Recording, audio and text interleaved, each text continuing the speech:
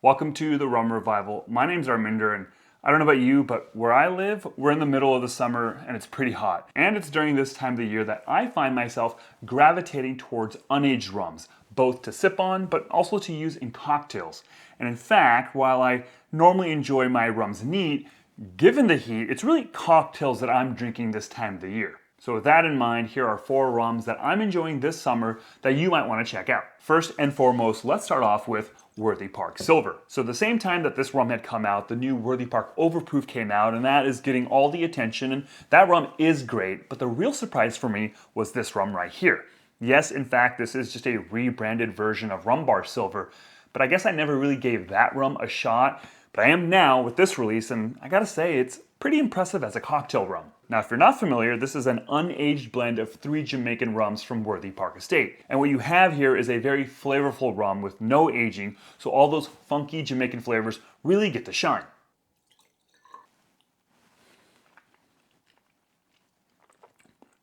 As you'd expect with like a Worthy Park release, you're getting some overripe banana, a little hint of like grilled pineapple, and actually I get a little bit of pear as well.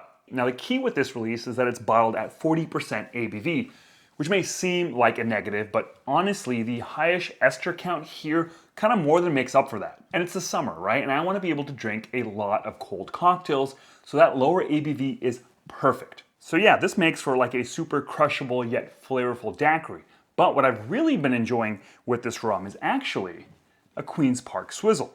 Now this is a fairly straightforward blend of rum, lime, simple syrup, mint, and bitters. That is like summer in a glass.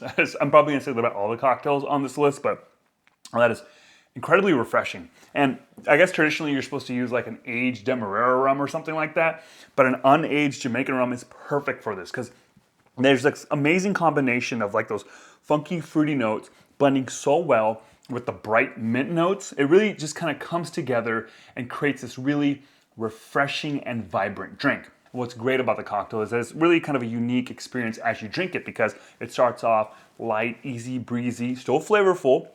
And then as you get towards the end, as the bitters that you're floating up top kind of work their way down, then you get this sudden hit of like baking spices and bitterness, and that just adds like a nice little complexity to the whole experience. Seriously, do not sleep on the Worthy Park Silver. It's got so much flavor and it's got the low ABV to make super crushable drinks like this. Next up, we have a rum from Australia. This is a release from Australian independent bottler Dead Reckoning. This is their Australia Killik release. Now, Killik is a relatively new distillery just outside of Melbourne, and this is an unaged pot still rum made from molasses. Now, the real selling point here is that, like with certain Jamaican distilleries, Killik has made this rum with muck and dunder, creating a high ester rum at 55% ABV. Now, without getting into too much detail, dunder is the acidic leftovers of previous distillations, and muck is a thick, foul-smelling ooze that's a blend of dunder, dead yeast cells, bacteria, and all sorts of other stuff. Now, using both of those in the production process creates a lot of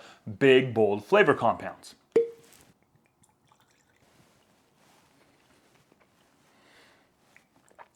Oh boy. So when it comes to those big, bold flavors, what you're getting is some vanilla, some brine, but really you're getting some bubblegum and Pepto-Bismol. Yeah, and that gum and Pepto note are pretty strong.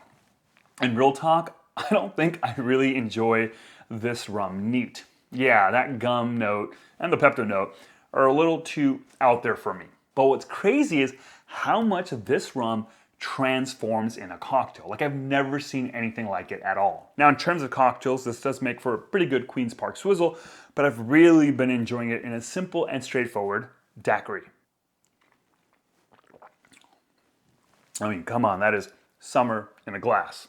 So first and foremost, it has like this light vanilla note to it that is then accented with these notes of pineapple and coconut. And nothing like strong or artificial about those pineapple coconut notes. Like it doesn't taste like Malibu or anything like that.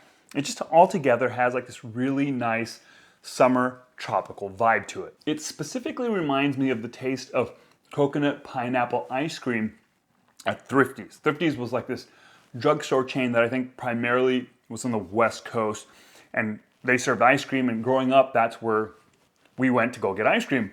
And while my cousins were all about chocolate or cookies and cream, like any self-respecting kid, I was the oddball who always went with the coconut pineapple. Next up on the list is Charanda Uruapan Blanco by Casa Tarasco Spirits.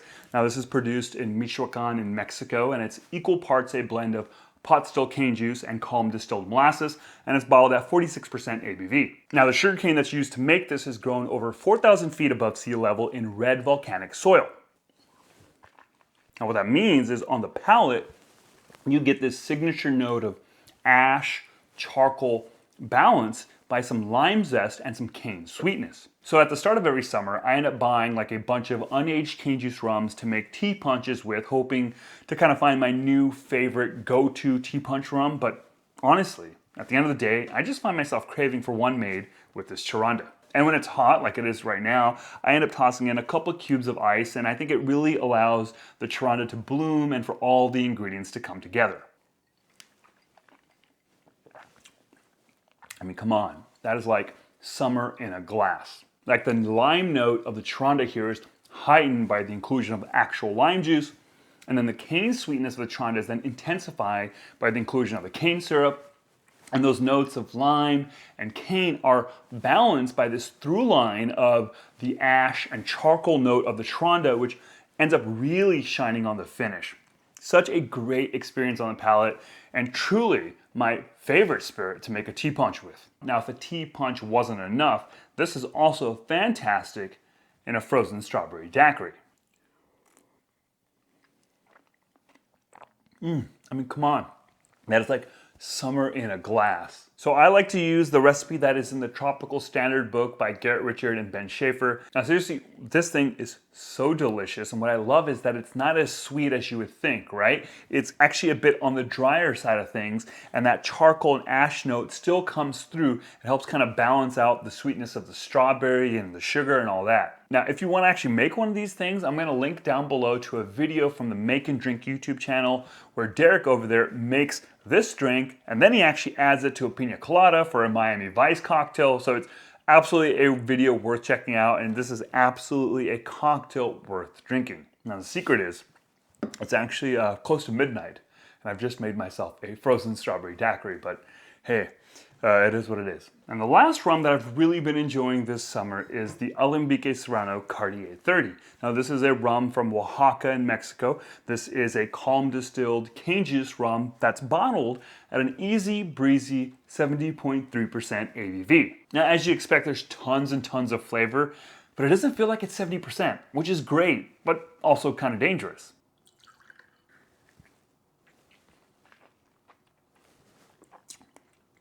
Woo! My God. Okay, a lot of fruit, tons and tons of fruit. Lots of pineapple, some banana, some grape even. There's some brine, some olives, and a little bit of like savoriness like basil. It's crazy how much flavor there is and how approachable those flavors are, and the fact that at 70% ABV, it doesn't feel like that at all. It is incredibly drinkable. It doesn't feel hot or like intense or heavy at all, which is again, very dangerous. Now, in terms of how I'm actually drinking this rum during the summer, nothing really fancy here. For really kind of any high proof, unaged cane juice rum, I keep it straightforward and I enjoy it with a nice cold can of beer. Personally, I like to drink this with a nice quality lager or pilsner like I have here from Humble Sea. This is their Wave Czech. This is their Czech style pilsner canned at 4.8% ABV. Yeah, so it's not that complicated. Just a sip of the rum. Oh yeah. And then a sip of the beer. Oh, man, that is like summer in a can. You know, taking a sip of the beer kind of cleans and resets your palate, making you ready to take another sip of the rum. Oh, that's a great 1-2 punch. All right, so these were my 4 kind of go-to rums for the summer and the drinks that I've been enjoying making with them. What I'd love to know is, what are your go-to rums and cocktails for this summer? Let me know by leaving a comment down below. Now, if you're interested in checking out some exclusive behind-the-scenes content and first impressions videos where I try a rum for the very first time and give you my gut reaction to them, then consider checking out and supporting me on my Patreon. I have tons of content there that I think you'll really like. Thanks so much for watching. Catch you next time. Cheers.